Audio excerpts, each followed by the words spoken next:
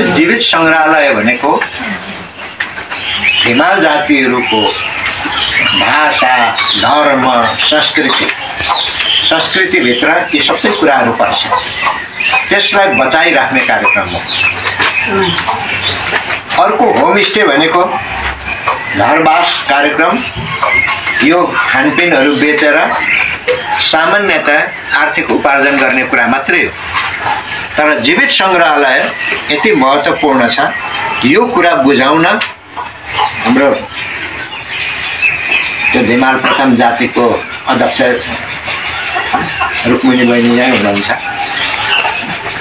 धेरैलाई हाम्रो धिमाल जाति विकास केन्द्रको केन्द्रीय अध्यक्षसँग पनि मेरो कुरो भयो। उहाँले पनि के बुझ्नु रहेछ भने अब नगरपालिकाले बजेट छुट्याइदियो जीवित संग्रहालय भनेर, यो चाहिँ यसो धिमाल जातिको बाजा गाजाहरू लुगाफाटो भेला गरेर राख्ने एउटा सङ्ग्रहालय कोठा हो भन्ने बुझिआएको छ। मूल रूपमा हामी धिमालहरू यहाँ जो छौँ, मोरङ र झापा, त्यसमा पनि सीमित पालिकाहरूमा, त्योभन्दा नेपालको अन्त ठाउँमा पाइँदैन। एक दुई घर पाइने ठुलो कुरा होइन। तर यहाँकै धिमालहरूले आफ्नो भाषा बिर्स्यो भने धिमालको भाषा कहाँ रहन्छ?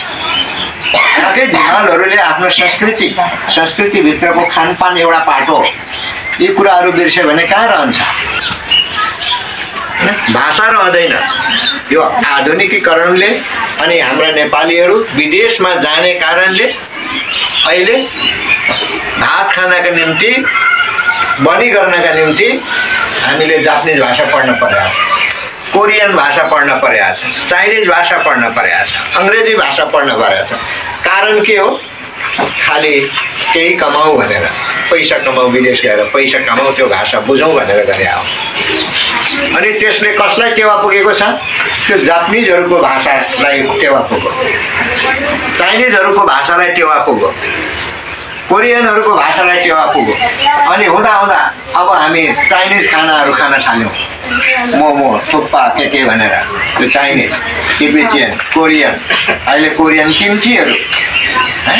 तर हामीले हाम्रो गुन्द्रुक खानेलाई हेला गऱ्यौँ, तराईमा यो घोगी खानेलाई हेला गऱ्यौँ। यो आफ्नो चिज खानेर चाहिँ यो नराम्रो मान्छे बन्यो, गरिब बन्यो, पछाडि परेको पछौटे बन्यो। अनि विदेशी खाना खायो भने त्यो चाहिँ ठुलो मान्छे भयो। अहिले पनि पिज्जा र बर्गर खानेलाई चाहिँ हामी ठुलो मान्छौँ, स्वादिलो मान्छौँ। हुँदा हुँदा अहिले हामी कस्तो भइसकेका छौँ भने अबको दिनमा हाम्रो खानपिनमा सुधार भएन भने यो विदेशी खानपिन पिउने कुराहरू, जस्तै पनि मैले यहाँ अनौपचारिक रूपमा भनेको थिएँ, कोल्ड ड्रिङ्क्सहरू, यो इनर्जी ड्रिङ्क्सहरू खाने हो भने अब हाम्रो घरमा 5 जना सदस्य छ भने 1 जना चाहिँ क्यान्सरको रोगी हुन्छ। हामीले यही कुरा बुझ्नुपर्छ। संस्कृति बेच्ने कुरा हो, संरक्षण गर्ने कुरा हो, बेच्ने कुरा। विदेशीहरूले त हामीलाई मोमो र थुक्पा खुवायो, बिहा उनीहरूले ल्याइ पुऱ्यायो। हामीले हाम्रो यो भगिया, बक्का, यो किचेरी लगायतका यी परिकारहरू विश्व बजारमा बेच्न सकेनौँ। त्यसैले यो होमस्टे जीवित सङ्ग्रहालयभित्रको एउटा भाग हो। यो एउटा भाग हो। जीवित सङ्ग्रहालय जब यहाँ घोषणा हुन्छ, यहाँ पाहुनाको अगाडि हाम्रा यहाँका धिमाल दाजुभाइहरूले आफ्नो ड्रेसमा उभिनुपर्छ। यसरी आज उभिए जस्तो उभिन पाउनुहुन्न। हामीले गर्ने उत्पादनहरू, यो खाना बनाउने पनि उत्पादन हो। अनि त्यो सँगसँगै आनन्दी धानदेखि लिएर अघि प्रशिक्षकले भन्नुभएको छ, घुगी, झिँगे माछा, सिद्रा माछा, त्यो समेतको संरक्षण, उत्पादन।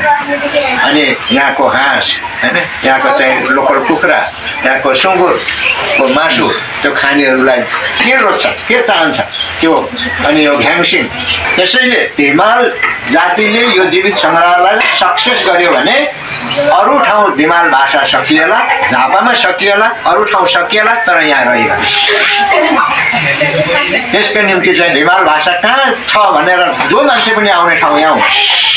हिमाल वेशभूषा कहाँ छ? यहाँ छ। हिमालहरूको बाजाहरू, गीतहरू, नाच्ने तरिकाहरू कहाँ छ? यहाँ आउँछ। त्यो सबै कुरो बचाएर राख्नका निम्ति सङ्ग्रहालय। यो सक्सेस भयो भने बेलबारी आफै तपाईहरु धिमाल जातिहरु मात्रै हैन, तपाईहरु धिमाल जातिहरुको यहाँनेरि जीवित संग्रहालय छ भन्ने कुरा संसारसम्म धिमाल जातिहरुको